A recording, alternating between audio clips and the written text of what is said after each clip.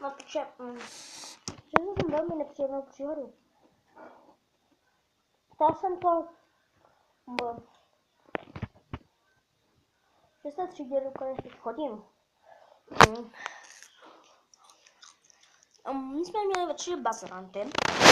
Samozřejmě já. Jsem ten největší a nejlepší bazorant. Pokud jsem otravoval někoho. A ne, tak najednou jsme šli do hudebky, nevím koliká to byla. Vím, že v té 6. třídě bylo první, já schodím do 6. A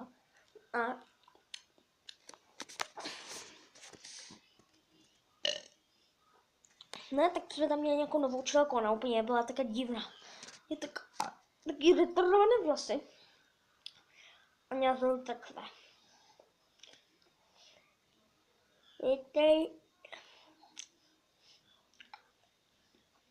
Úplně jenom vítejte ve třídě. No nazdar, no vole, kaši. Ani nazdar. No, co? No. A ona nám řekla. Takže děti, vemte si kousek papíru, tušku nebo péro a napište mi vaše 2 oblíbené písničky a dejte je do krabice. No, tak jsme napsali, kamož tam měl nějaký zastrané Iron Maiden a nějaké vole kisaky. Další kamož tam měl nějaké zapíčené, jak se to jmenuje, spíčené, jako píčovinu prostě. A já, další kamoš tam měl nějaký jeho vole zastrané, jeho milovaného Bíbra, vole, piču a baby, vole, a piču, pak tam měl další milovanou písničku od Lunety. Ona nevýhoda byla ta, že jako si byli pozranti, no. A kamo, já jsem tam měl, jak jsem tam napsal, tak bych nevěděl, jako se bude za pičovinu. Napsal jebem na to, jako kontrafakt jebem na to a potom jsem tam napsal nějaké to, nevím, jak se jmenuje Eminem nebo tak. Nebo já nevím, jak se jmenuje. Eminem, Just Groove nebo tak, a nebo myslím, že nějakou píčovinu prostě. No tak jsme to poslouchali, tak jsme si to zpívali. To přišlo na řadu moje jebem na to. Už jsme to zpívali, ne? A teď už tak už taká. Tak děti, zpívejte podle toho pana. Ano, a teď všichni. Teď ten pan ten rytmus tam zpíval. Jebem na to, jebem já to, jebem na to. A teď celá třída. Jebem na to, jebem na to, jebem na to. A teď ten chlap, ten rytmus. Toto jsem ho neučil, ale jeho sprostý tapu. A teď všichni. No to jsem ho neučil, ale je sprostý tapu. Ale už to se pla. Tak děti, kdo to tam napsal? Ta třída mlčí. A teď znovu zařa. Tak děcka, no to na kurva napsal. Ta třída mlčí a pak člověka řekla na třetí, to tam kurva napsal.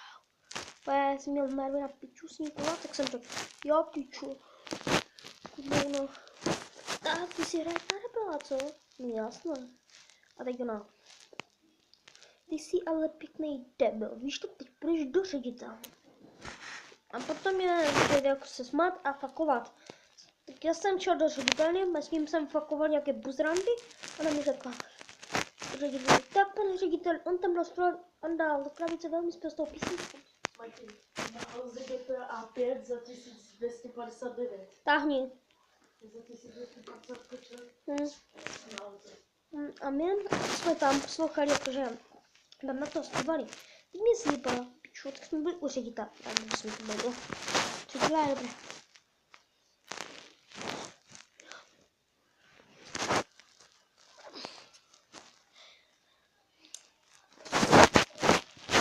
Takže jako my jsme teda od ředitele byli a ona začala rypat do ředitele. Pane řediteli, teď ten kluk tam napsal prostou písničku.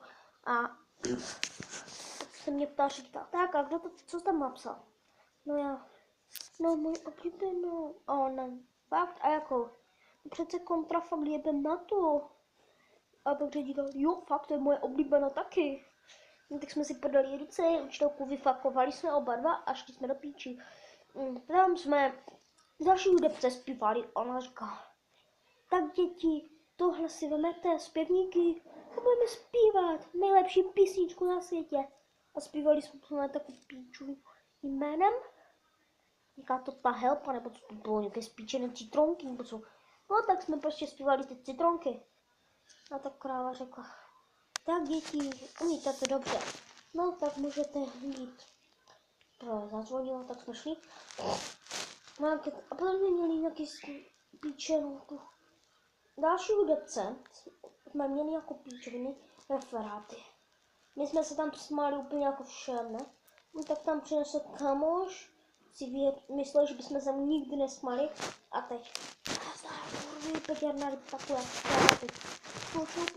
Takže my tu mám, já tu mám kurva tvoji oblíbenou skupinu, no, píči. Oblíbenou skupinu, no, oblíbenou. Říkal všaka, dobře, Mírko, tak nám řekni, co máte skupinu.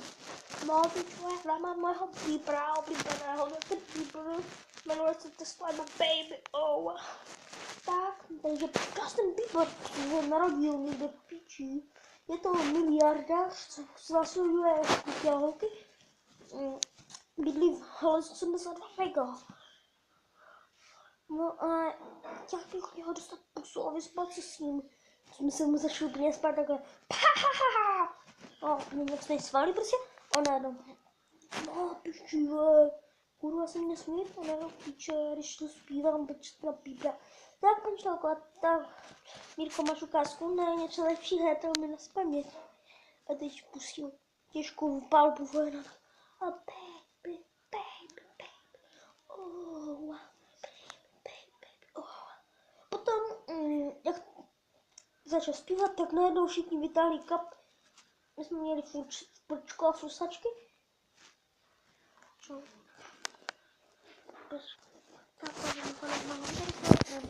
Tak,